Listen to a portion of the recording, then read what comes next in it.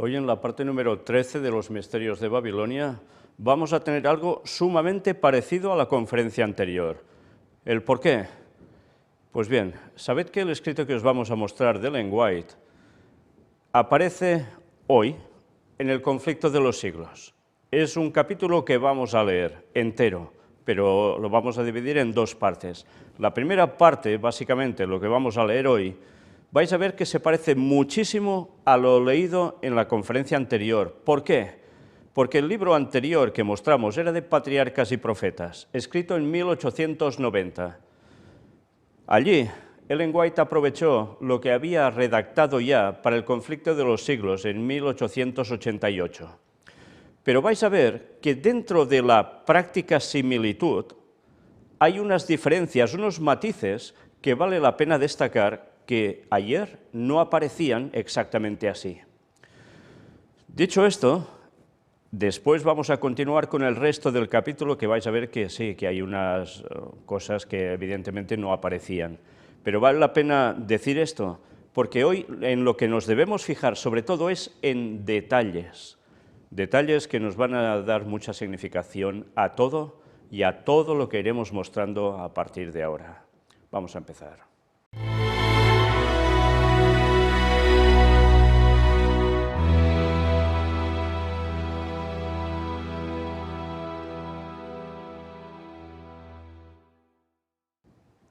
En la portada una representación de ese momento en el que los ángeles rebeldes junto a Lucifer son expulsados del cielo.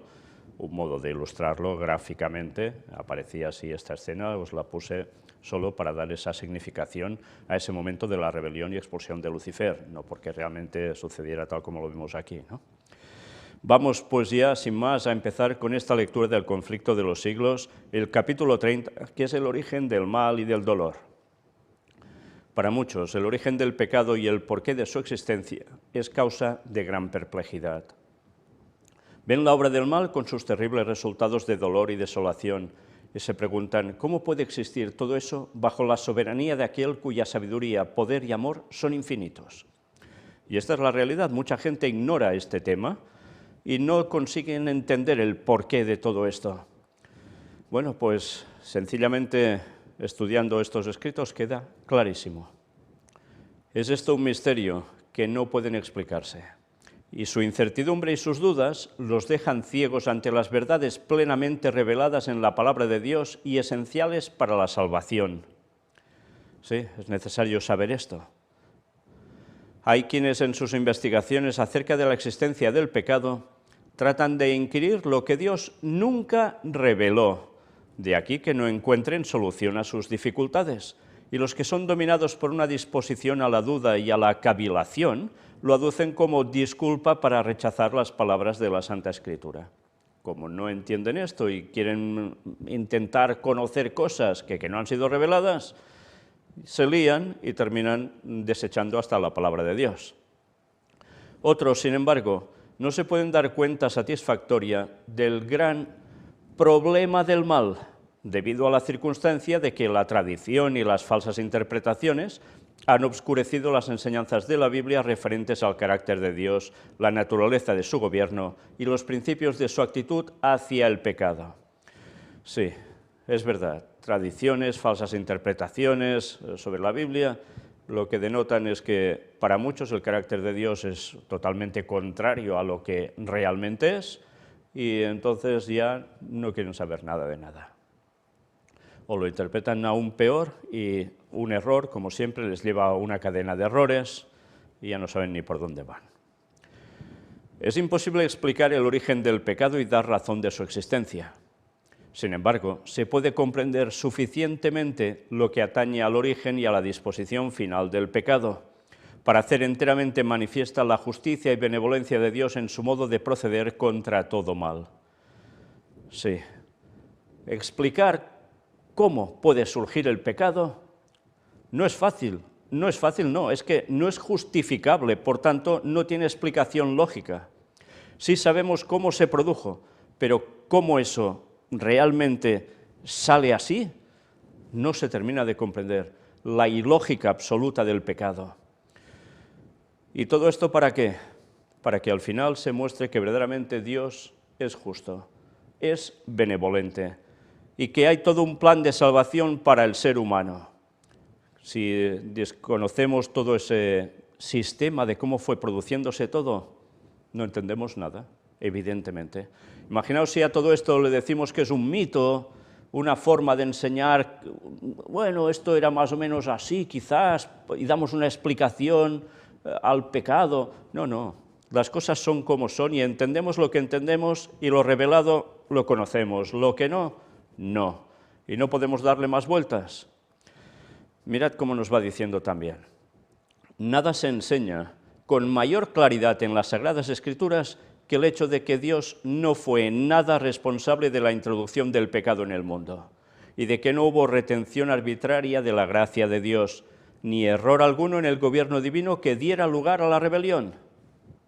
El pecado es un intruso y no hay razón que pueda explicar su presencia. Sí, y vaya intruso, vaya intruso. Es algo misterioso e inexplicable. Excusarlo equivaldría a defenderlo. Si se pudiera encontrar alguna excusa en su favor o señalar la causa de su existencia, dejaría de ser pecado. La única definición del pecado es la que da la palabra de Dios. El pecado es transgresión de la ley. Es la manifestación exterior de un principio en pugna con la gran ley de amor que es el fundamento del gobierno divino. Sin lugar a dudas, Antes de la aparición del pecado había paz y gozo en todo el universo. Todo guardaba perfecta armonía con la voluntad del Creador. El amor a Dios estaba por encima de todo y el amor de unos a otros era imparcial. Cristo, el Verbo, el unigénito de Dios, era uno con el Padre eterno, uno en naturaleza, en carácter y en designios. Era el único ser en todo el universo que podía entrar en todos los consejos y designios de Dios. Fue por intermedio de Cristo por quien el Padre efectuó la creación de todos los seres celestiales. Por él fueron creadas todas las cosas en los cielos, ora sean tronos, o dominios, o principados, o poderes, como dice Colosenses 1:16. Y todo el cielo rendía homenaje tanto a Cristo como al Padre.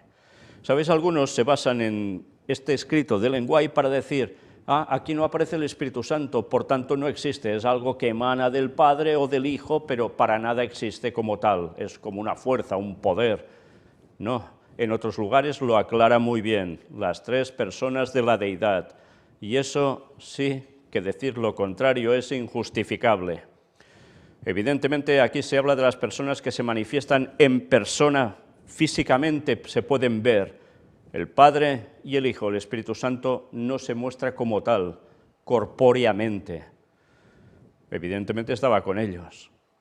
Pero ¿quiénes entraban en presencia? Si al Espíritu Santo, que se muestra en plan invisible, entraba, ¿cómo lo iban a ver? Lógicamente, hemos de poner las cosas en su sitio y no aislar citas para decir, no, esto es así. No, no. Hemos de leerlo todo para tener un concepto claro. De lo contrario, lo que hacemos es montarnos una nueva religión, que cuidado, que en esos aspectos de nueva no tiene nada porque muchos no han querido aceptar la deidad en tres personas desde hace muchísimos años, pero que ahora vuelve a salir a la luz y se vuelven a acoger a ello, etcétera, etcétera. En fin, que una vez más, quien no quiere entender la realidad y sigue dándole vueltas a las cosas porque eso le parece mejor, pues allá ellos, pero desde luego no es el camino de salvación, ni mucho menos. Sigamos. Como la ley de amor era el fundamento del gobierno de Dios, la dicha de todos los seres creados dependía de su perfecta armonía con los grandes principios de justicia. Dios quiere que todas sus criaturas le rindan un servicio de amor y un homenaje que provenga de la apreciación inteligente de su carácter. Sí, amor, pero también apreciando su carácter. No le agrada la sumisión forzosa y da a todos libertad para que le sirvan voluntariamente. O sea, algunas personas siempre suelen decir, bueno, pero si el Señor sabía que esto pasaría, ¿por qué no hizo que no se cayera?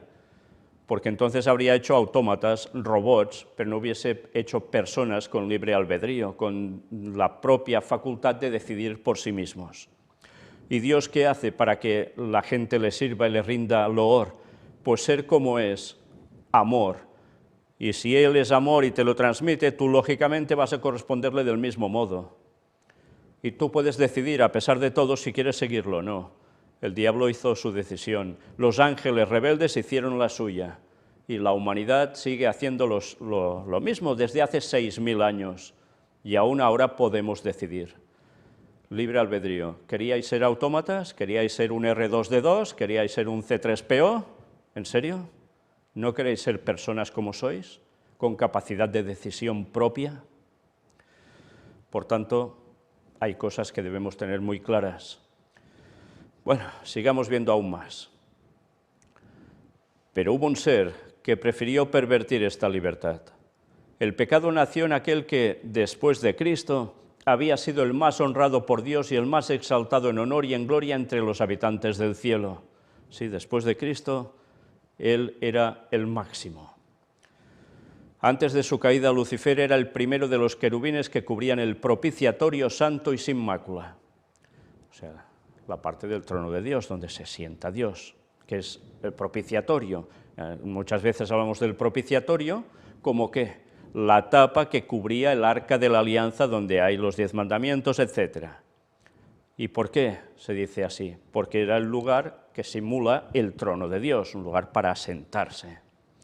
Bueno, pues esto es algo que en el cielo, evidentemente, ya estaba. Y nos sigue diciendo algo más. Así dice Jehová el Señor, tú eres el sello de perfección, lleno de sabiduría y consumado en hermosura. En el Edén, jardín de Dios estabas, de toda piedra preciosa era tu vestidura. Eras el querubín ungido que cubrías con tus alas. Yo te constituí para esto. En el santo monte de Dios estabas, en medio de las piedras de fuego te paseabas. Perfecto eras en tus caminos desde el día en que fuiste creado hasta que la iniquidad fue hallada en ti. Ezequiel 28, del 12 al 15. Una perfección absoluta, ¿eh? Maravilloso. Lucifer habría podido seguir gozando del favor de Dios, amado y honrado por toda la hueste angélica, empleando sus nobles facultades para beneficiar a los demás y para glorificar a su Hacedor. Pero el profeta dice, se te ha engreído el corazón a causa de tu hermosura, has corrompido tu sabiduría con motivo de tu esplendor, en el versículo 17. Poco a poco, Lucifer se abandonó al deseo de la propia exaltación. Has puesto tu corazón como corazón de Dios. Tú, que dijiste, al cielo subiré, sobre las estrellas de Dios ensalzaré mi trono y me sentaré en el monte de asamblea. Me remontaré sobre las alturas de las nubes, seré semejante al Altísimo. Cita los textos de Ezequiel 28:6 e Isaías 14, versículos 13 y 14. En lugar de procurar que Dios fuese objeto principal de los afectos y de la obediencia de sus criaturas, Lucifer se esforzó por granjearse el servicio y el homenaje de ellas. Y codiciando los honores que el Padre Infinito había concedido a su Hijo, este príncipe de los ángeles aspiraba a un poder que solo Cristo tenía derecho a ejercer. Fijaos que la deidad, en un principio, antes ya de crear a Satanás, bueno, a Lucifer en sí, que luego pasa a ser Satanás, y antes de crear a los ángeles, hace una disposición, se dividen qué función va a hacer cada uno. Uno toma el rol de Padre, otro del papel del Hijo y otro el papel del Espíritu Santo. Y el Padre dice, este es el Hijo, a través de él se ha creado todo, también vosotros, y a partir de aquí, él debe ser el de arriba. Luego, Lucifer, que ha sido creado para ser la mano derecha, para también mover todo el tema de transacciones, etcétera, etcétera. Y a partir de aquí Lucifer dice, ah, sí, ¿y por qué no puedo ser como él? Si yo estoy haciendo tantas cosas y soy tan maravilloso. Fijaos, ¿contra quién se estaba rebelando? Contra su Hacedor, contra el mismo Cristo, que es el que lo había creado. Bueno, es impresionante, ¿eh? Todo esto, seguro que si ahora os pongo algo sobre vuestras mentes directamente, empezaréis a comprender alguno de esos misterios que pasa a ser algo conocido como leyendas, como mitos, mitología antigua. ¿Recordáis a Odín, Thor, Loki? ¿Vais viendo por dónde va todo? Bueno, pues todo esto deberemos tratarlo también. Esto y muchísimo más, porque de algún lado surge ese concepto, ese mito, y no es precisamente de algo que ocurrió en la tierra, sino algo que había sido de antes, mucho antes, a que aquí apareciera el gran problema. Pero bueno, todo eso lo veremos en su momento. Ahora solo os he dejado esa pincelada para que, una vez más, nos demos cuenta que lo que estamos leyendo no vamos a leerlo porque sí, sino porque tiene una base para lo que iremos viendo a lo largo y sucesivo, si Dios quiere, de toda esta serie de conferencias de los misterios de Babilonia. Vamos a seguir con la lectura. El cielo entero se había regocijado en reflejar la gloria del Creador y entonar sus alabanzas. Y en tanto que Dios era así honrado, todo era paz y dicha. Ya veis, con ese orden todo era perfecto. Pero una nota discordante vino a romper las armonías celestiales. El amor y la exaltación de sí mismo, contrarios al plan del Creador, despertaron presentimientos del mal en las mentes de aquellos entre quienes la gloria de Dios los superaba todo. Los consejos celestiales alegaron con Lucifer. El Hijo de Dios le hizo presentes la grandeza, la bondad y la justicia del Creador y la naturaleza sagrada e inmutable de su ley. Sí, porque fijaos que el título de Creador tanto es para padre como por hijo, en este caso queda claro. Pero una vez más, el problema, la ley. Dios mismo había establecido el orden del cielo, y Lucifer, al apartarse de él, iba a deshonrar a su Creador y a atraer la ruina sobre sí mismo. Pero la amonestación dada con un espíritu de amor y misericordia infinitos solo despertó espíritu de resistencia. Fijaos cómo Satanás iba contra Dios y cómo lo hizo atacando su ley. Lo vimos también en la conferencia anterior. Vimos ayer también, en ese breve comentario, lo que el Vaticano había hecho con la ley de Dios. Lo mismo que pasaba en el cielo, muy parecida a la base. Pero todo esto nos debe recordar que en un futuro habrá algo que también tendrá que ver con ese ataque a la ley de Dios, que es atacar a su carácter y a lo que representa como bueno para el ser humano también. Por eso esa ley para aplicar. ¿Qué va a ser? Ya os lo pensáis, ¿no? Evidentemente la ley dominical. Una vez más, va a recuperar algo del pasado y lo pondrá en la actualidad. Y para eso no queda mucho tiempo, Quedan muy pocos años. Pero bien, vamos a ver aún qué más nos va contando, porque ya veis que cada detalle es importantísimo. Mirad cuando nos dice esto. Pero una nota discordante. ¿Cuál era esa nota discordante? Era el mismo Satanás. Era el que rompía esa armonía en el cielo. Y fijaos que no quedó todo solo en él, sino que él se encargó, como manzana podrida, de intentar hacer que la podredumbre llegara también sobre sus compañeros, sobre los ángeles, y lo consiguió en una tercera parte de ellos. En fin, qué duro, qué duro. Y una vez más, el amor y la exaltación de sí mismo, contrarios al plan del Creador, despertaron presentimientos del mal en la mente de aquellos entre quienes la gloria de Dios lo superaba todo. Se daban cuenta que ahí había algo que ya no cuadraba, que eso podía ser, bueno, una hecatombe. No sabían de qué magnitud, pero ya se olían que esto iba por allí. Y ya veis, los consejos celestiales alegaron con Lucifer. ¿Qué quiere decir esto?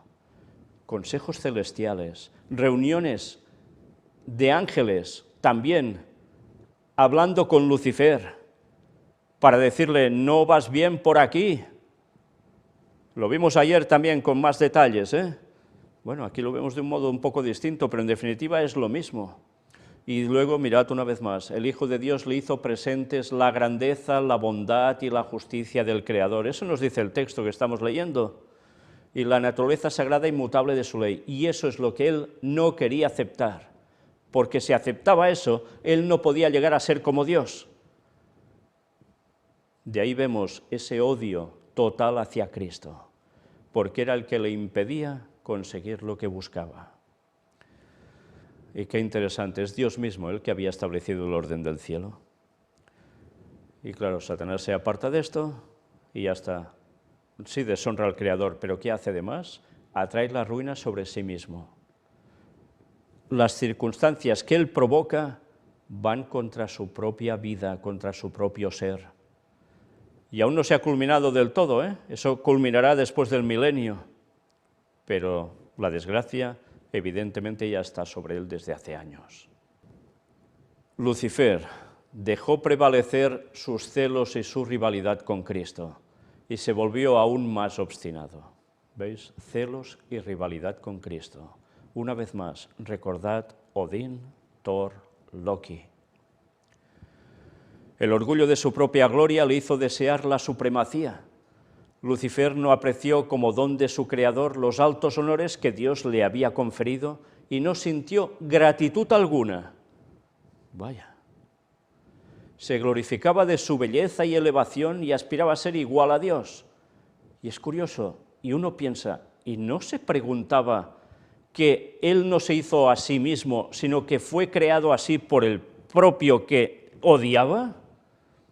Qué impresionante, ¿eh? Qué forma de cegar tiene el pecado a uno que es capaz de romper la lógica absoluta. Pues ya veis cómo funcionaba y así esto en Satanás. Era amado y reverenciado por la hueste celestial. Los ángeles se deleitaban en ejecutar sus órdenes y estaba revestido de sabiduría y gloria sobre todos ellos. Sin embargo, el Hijo de Dios era el soberano reconocido del cielo y gozaba de la misma autoridad y poder que el Padre. Y esto también es curioso porque vaya lección nos daban los ángeles en un principio, ¿eh?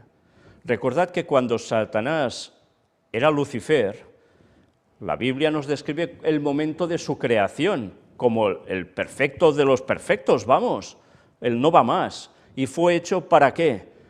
Pues para mandar prácticamente sobre todos, prácticamente, casi. Y los ángeles, al ver esto, que ellos ya habían sido creados, no podían decir, ¿y por qué ahora hace a este y a nosotros nos deja relegados en segundo plano? Y ahora deberemos obedecer a este que ha creado ahora. ¿Y por qué lo hace aún mejor que nosotros? Pero no hubo ni una queja sobre eso. Esto es una lección para todos, de que Dios pone a cada uno en su lugar y para unas funciones, y los demás debemos alegrarnos de que sea así, porque todo entra en el plan de Dios para que todo funcione mejor. En vez de decir, uy, ese tiene ese puesto, tiene ese cargo, tiene no sé qué, y ahora yo quedo apartado, quedo al margen, quedo en segundo plano. ¡Qué lecciones, eh! Fijaos que en un principio este orden en el cielo era perfecto, no habían esos problemas. Pero cómo cambió cuando Satanás les empezó a minar la mente con sus sofismas y con sus artimañas. Cómo llegó a cambiar todo. Y mirad, nos va diciendo aún muchas más cosas. Cristo tomaba parte en todos los consejos de Dios, mientras que a Lucifer no le era permitido entrar así en los designios divinos. ¿Y por qué? Porque él era un ser creado, no era Dios. Y este ángel poderoso se preguntaba por qué había de tener Cristo la supremacía y recibir más honra que él mismo. Pues porque era el creador, Cristo mismo era el creador, él también lo hizo a Lucifer. Y mira, hasta qué punto de ceguera llegó con su locura. La envidia absoluta. Abandonando el lugar que ocupaba en la presencia inmediata del Padre, Lucifer salió a difundir el espíritu de descontento entre los ángeles. Ya veis, fue él el que abandonó ese lugar. Dios no le dijo, mira, vete de aquí, que ya la estás liando. No, no. Obrando con misterioso sigilo y encubriendo durante algún tiempo sus verdaderos fines bajo una apariencia de respeto hacia Dios, se esforzó en despertar el descontento respecto a las leyes que gobernaban a los seres divinos, insinuando que ellas imponían restricciones innecesarias, lo mismo que dice al ser humano. Insistía en que siendo dotados de una naturaleza santa, los ángeles debían obedecer los dictados de su propia voluntad. Parece un argumento lógico, ¿eh? Lo parece, pero es que, una vez más, eso era una artimaña para atraparlos. procuró ganarse la simpatía de ellos haciéndoles creer que Dios había obrado injustamente con él, concediendo a Cristo honor supremo. Dio a entender que al aspirar a mayor poder y honor, no trataba de exaltarse a sí mismo, sino de asegurar libertad para todos los habitantes del cielo, a fin de que pudiesen así alcanzar a un nivel superior de existencia. Una vez más, alcanzar un nivel superior de existencia. ¿Qué dicen todos los sistemas religiosos? Básicamente, que puedes alcanzar un nivel superior de existencia. ¿Qué dice el espiritismo en concreto? Lo mismo. ¿Y nosotros cómo sabemos que podemos alcanzar un nivel superior de existencia? Si somos fieles a las leyes de Dios de todo corazón y lo amamos. Y nos comportamos como tal, cristianos de verdad. Entonces pasaremos a un plano superior de existencia. Pero aún no aquí, aquí solo lo conseguiremos a nivel espiritual. Pero después tendremos algo que aquí ni nos imaginamos, la vida eterna, y es desde luego a un nivel superior de existencia en comparación con lo que somos ahora. Fijaos cómo Satanás una vez más plagia las cosas de Dios para torcerlas siempre a su modo, y tanta gente picando el anzuelo. Y una vez más también vale la pena recordar, Cristo ya estaba con Dios Padre, siempre, ya tenía toda la autoridad siempre. Se le dice a Jesús también en Isaías, Padre eterno, se le aplica a Él, a Cristo. ¿Por qué? Porque ya era Padre eterno también, es el Creador, es Padre. Bueno, pues mira por dónde, esto Satanás no lo quiere tolerar.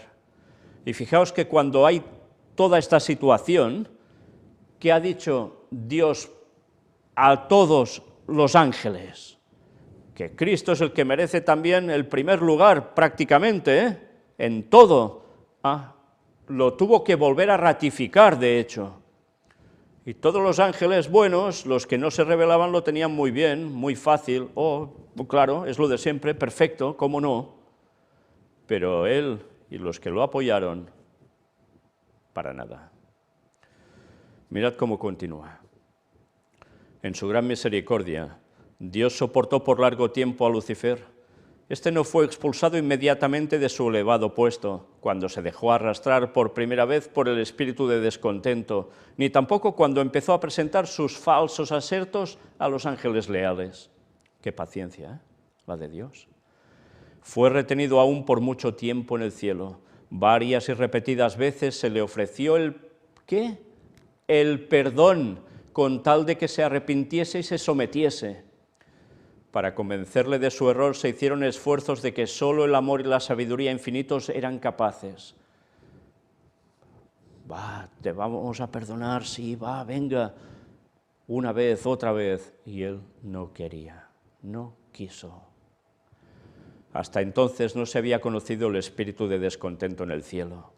El mismo Lucifer no veía en un principio hasta dónde le llevaría este espíritu. No comprendía la verdadera naturaleza de sus sentimientos. Pero cuando se demostró que su descontento no tenía motivo, Lucifer se convenció de que no tenía razón, que lo que Dios pedía era justo y que debía reconocerlo ante todo el cielo. De haberlo hecho así, se habría salvado a sí mismo y a muchos ángeles. Y ahora, con el paso de los años, podemos decir, y a los humanos, a muchos humanos. En ese entonces no había él negado aún toda obediencia a Dios. Aunque había abandonado su puesto de querubín cubridor, habría sido no obstante restablecido en su oficio si, reconociendo la sabiduría del Creador, hubiese estado dispuesto a volver a Dios y si se hubiese contentado con ocupar el lugar que le correspondía en el plan de Dios. Pero el orgullo le impidió someterse. El maldito orgullo, como siempre. Se empeñó en defender su proceder, insistiendo en que no necesitaba arrepentirse, y se entregó de lleno al gran conflicto con su Hacedor. Se autoconvenció, por orgullo. Desde entonces dedicó todo el poder de su gran inteligencia a la tarea de engañar, para asegurarse la simpatía de los ángeles que habían estado bajo sus órdenes. Hasta el hecho de que Cristo le había prevenido y aconsejado fue desnaturalizado para servir a sus pérfidos designios. Mirad este detalle tan importante, hasta el hecho de que Cristo le había prevenido y aconsejado. El mismo Cristo le estaba advirtiendo. ¿Y qué? Nada de nada. Y utilizó eso para sus pérfidos designios. ¿Cómo giró? Como decimos por aquí, giró la tortilla, ¿eh? Vaya. A lo que se le hizo para bien, él decía, bueno, pues mira, esto lo hace Cristo por esto y por lo otro, pero no en verdad para qué forma de hacer sugestiones sobre las mentes de las personas, y en ese caso de los ángeles. Cómo trabaja para torcer las cosas que Dios hace para bien, y así lo hace en todo, y lo iremos viendo en los misterios de Babilonia. Satanás, vaya personaje. A los que estaban más estrechamente ligados a él por el amor y la confianza, Satanás les hizo creer que había sido mal juzgado, que no se había respetado su posición y que se le quería coartar la libertad. O sea que Dios juzgaba mal, imaginaos, ¿eh? Y encima le cortaban la libertad. Después de haber así desnaturalizado las palabras de Cristo, pasó a prevaricar y a mentir descaradamente, acusando al Hijo de Dios de querer humillarlo ante los habitantes del cielo. Además, trató de crear una situación falsa entre sí mismo y los ángeles aún leales. O sea, que venía a decir, no, Cristo me dice esto para que quede avergonzado delante de todos vosotros. Me quiere humillar. Así planteó lo que Cristo hacía con tan buena intención para que no hiciese lo que terminó haciendo. Y cómo llegó a torcerlo todo. Es impresionante, ¿eh? Impresionante. Y aún va diciendo más. Todos aquellos a quienes no pudo sobornar y atraer completamente a su lado, los acusó de indiferencia respecto a los intereses de los seres celestiales. Hombre, encima esto, ¿eh? Encima esto. Ah, ¿no me queréis hacer caso de lo que digo? ¿Y seguís apoyando a Cristo? Pues vosotros os importa un bledo todo el bien de todos nosotros. Vaya presión sobre los ángeles, cuando esto venía del que los estaba prácticamente dirigiendo. Acusó a los que permanecían fieles a Dios de aquello mismo que estaba haciendo él mismo, ¿eh? Y para sostener contra Dios la acusación de injusticia para con él, recurrió a una falsa presentación de las palabras y de los actos del Creador. ¿Veis aquí? De Cristo. Su política consistía en confundir a los ángeles con argumentos sutiles acerca de los designios de Dios.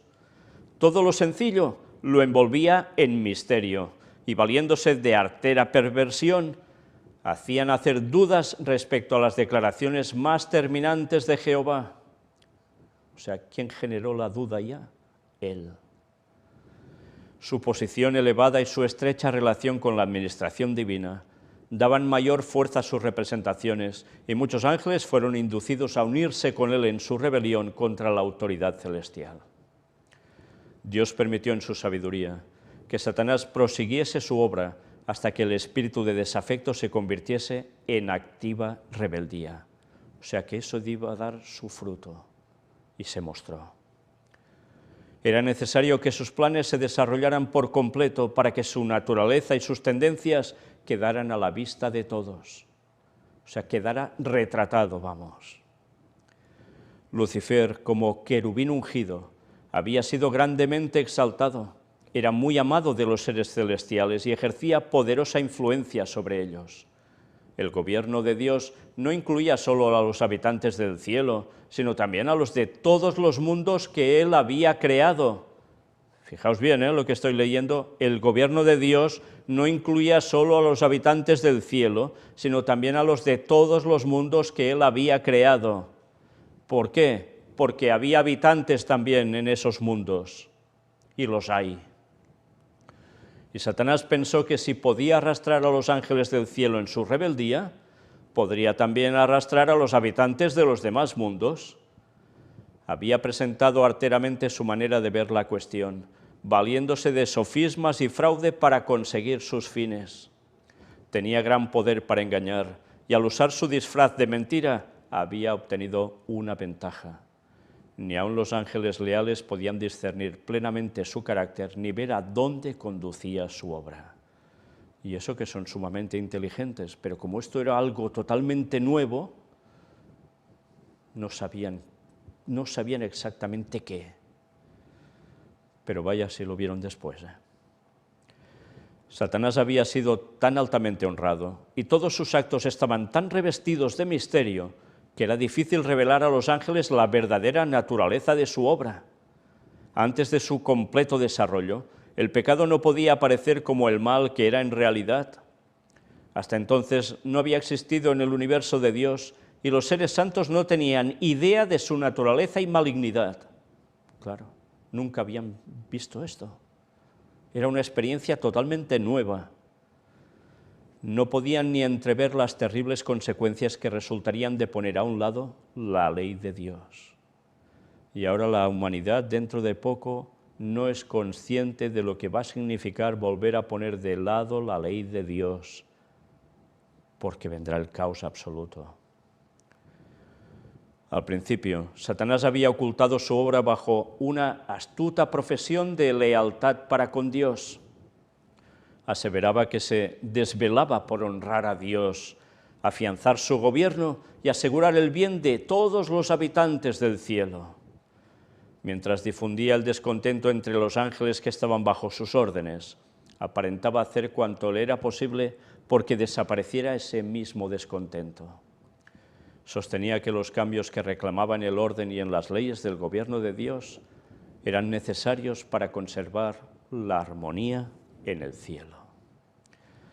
Vaya argumentos, vaya argumentos. Los mismos que va a utilizar en breve, los utilizó desde el Vaticano hasta su apogeo en la persecución contra los que aún eran fieles al Señor y guardaban sus mandamientos. Durante un tiempo Dios pudo frenar eso y lo profetizó tal cual, y el pueblo de Dios pudo seguir adelante y no quedar arrasado absolutamente y desaparecer de la faz del planeta. Pero el diablo no va a parar, y el Señor profetizó que esto volvería y lo dejó claro a través de sus profetas. Y estamos a punto de volver a ver que realmente esto va a volver a acontecer. Por el bien común, ¿recordáis las famosas frases que el Papa va soltando continuamente y que siempre van sobre estas tres palabras, el bien común, y que por todas partes se habla de lo mismo, el bien común, cogiendo el mismo vocabulario papal para inducirnos a hacer cosas que nos pintan sumamente buenas y que al final, una vez más, es otra artimaña de Satanás, otro engaño para llevarnos a su terreno y volver a luchar contra Dios, pero sobre todo ahora en la persona de sus santos, en los que lo quieren seguir, y por eso instaurará la ley dominical, y por eso está moviendo todo lo que estamos mostrando a través de tantísimas conferencias diversas. No lo está haciendo porque sí, está preparando la trampa para el pueblo de Dios, pero sobre todo lo que ya está preparando es la mentalidad de toda la población mundial para que le haga caso a él bajo esos sofismas. Y la gente creyendo que, no, eso es lo justo y lo bueno. Vaya misión tenemos tan dura de dar el mensaje a la gente, de ir destapando esas artimañas de Satanás, que ya empezaron en el cielo y ahora como nunca se van a reflejar aquí en la tierra. Y nos estamos preparando para todo esto. La gente debe conocer de dónde surge todo. Lo que ahora creen que son tonterías, muchos se van a dar cuenta que es la auténtica realidad, pero para algunos va a ser demasiado tarde, porque el orgullo les va a poder, como le pudo a Satanás. ¿Qué haremos nosotros? Sigamos fieles al Señor y empecemos a decir las cosas como son. Y vamos a ver pronto en la continuación de este tema unos datos más importantes aún, porque una vez más nos hemos de centrar.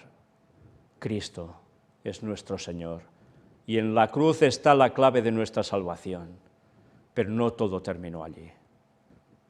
Pronto continuaremos si Dios quiere, y pronto seguiremos viendo mucho más de los misterios que terminan siendo los misterios de Babilonia.